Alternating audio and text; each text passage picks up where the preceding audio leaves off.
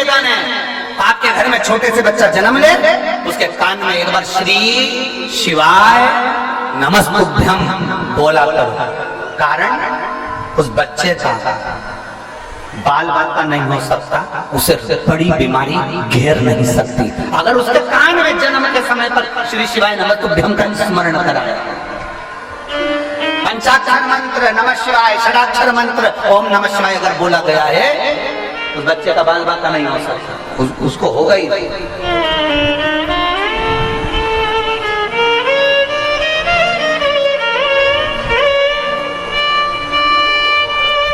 हम पहले भी कहे हैं, आज फिर कहते हैं, जो बच्चे हाथ पैर से जन्म से, जिनका जन्म हुआ है बच्चों का, वो हाथ पैर से अगर विकलांग हैं, जो बच्चे जन्म लेने के बाद शरीर से पूर्ण तरह से ठीक नहीं है, हमने पहले भी एक बार कहा है कि शिव जी का जो सरसों का फूल होता है, शंकर भगवान को सरसों का जो फूल होता है,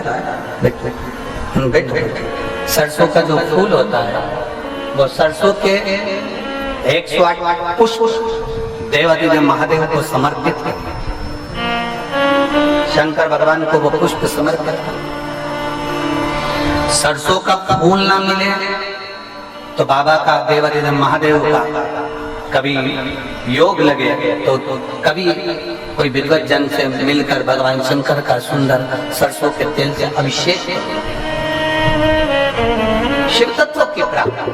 ये एक उपाय YouTube पर आपको मिल जाएगा, एक लौंग, एक कमलगट्टा, एक काली मिर्च का जो उपाय था सरसों के तेल वाला, वो YouTube पर मिलेगा। प्रयास करना, उसके साथ में मेहनत करना। एक बीमारी हो जाती है जिसमें बच्चों की नसें बंद होती चली जाती है, लोगों की नसें बंद होती चली जाती है, वो लकवे से भी बेकार बीमारी है, जिसके अंतर्गत शरीर की नसें काम करना बंद कर देती है, धीरे धीरे हाथ पैर लुस्त हो जाते हैं, शरीर काम करना बंद कर देता है, जिसका इलाज विदेश में भी नहीं हो, भारत में, विदेश में भी नहीं हो, भारत में भी। उसमें भी इस सरसों के तेल का प्रयोग बहुत जरूरी है। थोड़ा मालिश करना पड़ेगा, डॉक्टर कहेंगे कि हड्डी मजबूत हो जाती है, नसें मजबूत हो जाती है, कड़क हो जाएगी, फिर वो काम की, तो वैसे भी तो शरीर कड़क हो रहा है, वैसे भी तो शरीर बेकार हो रहा है, तो उसको उस पर नाभि में 2 बूंद डालकर तेल मालिश करें। शिव जी का अगर कुबेरेश्वर धाम का रुद्राक्ष मिल जाए, उस रुद्राक्ष को तांबे के कलश में गलाइए, शंकर जी पे चढ़ाइए, उस जल को उस बच्चे को आचमन कराइए।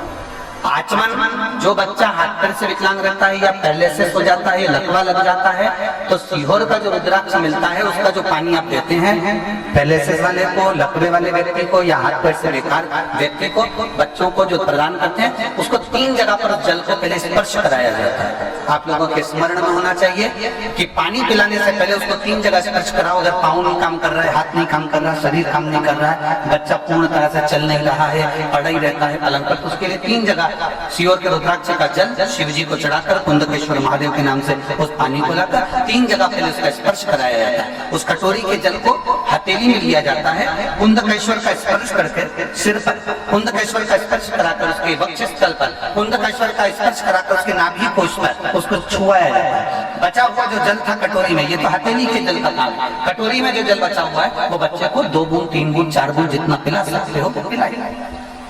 धीरे धीरे आपकी मेहनत लगन पक्की है और भगवान शंकर पर अगर भरोसा है तो इसी जगह पर फिर मिलकर हम बताएंगे कि शरीर काम करा। थोड़ी मेहनत आपको करना है, आपको हारना नहीं है, आपको डरना नहीं है। शिव आपके साथ है, शंकर आपके पिता हैं, और फिर कहेंगे शिव आपके पिता हैं और कुबेरेश्वर धाम आपका मायका है, घबराने की जरूरत नहीं। आप उसके भरोसे, शंकर के भरोसे, शिव ओखड़ी के भरोसे। महाराज चंद्रधर के बच्चे 6 चले गए, 7वां बच्चा था चंद्रधर का। चंद्रधर के 7वें बच्चे को कहीं फिर कोई सर्प आके डस ना ले, चंद्रधर ने उसके कानों में शिव मंत्र दे दिया। शिव मंत्र, ये प्रथा हमारी आज भी लिंगायत शिव संप्रदाय में, लिंगायत शिव संप्रदाय के अंतर्गत आज भी ये प्रथा है। जन्म लिए बच्चे को माँ दूध नहीं पिलाती, लिंगायत संप्रदाय में गोपाल जी जन्म लिए बच्चे को माँ दूध नहीं पिलाती।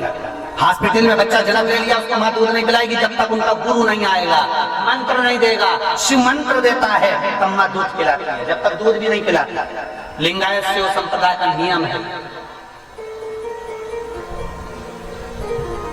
लिंगायत शिव संप्रदाय के अंतर्गत भगवान शंकर का शिवलिंग उनके गले में डला रहता है। जैसे अपन रुद्राक्ष पहनते हैं, तुलसी की माला पहनते हैं, वैसे वो शिवलिंग पहनते हैं। लिंगायत शिव संप्रदाय शिवलिंग धारण उनका नियम है।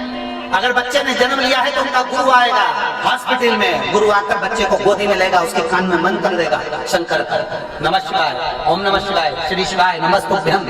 हम भी अपने बच्चे को उसके कान में अगर मंत्र दे देते हैं, बच्चा फिर बड़ी बीमारी से ग्रसित नहीं घिरता।